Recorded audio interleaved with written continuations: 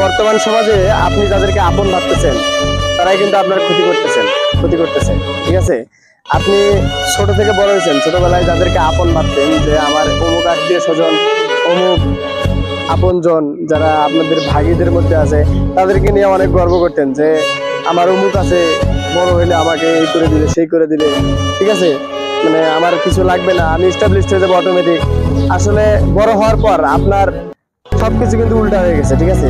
আপনি যাদেরকে আপন ভাবতেন, যাদেরকে খুব কাছের মানুষ ভাবতেন, তারা কিন্তু আপনার থেকে অনেক দূরে সরে গেছে এবং তারাই চেষ্টা করতেছে আপনাকে কিভাবে দমিয়ে রাখা যায়, কিভাবে নিচে নামিয়ে রাখা যায়, আপনি যেন সফল হতে না পারেন, যাতে উপরে উঠতে না পারেন, এই জন্য আপনাকে নিয়ে সমালোচনা করতেছে এবং আপনি যাতে উপরে উঠতে না পারেন এই জন্য আপনার পিছনে গোয়েন্দা লেগে যা যা করার দরকার তাই করতেছে।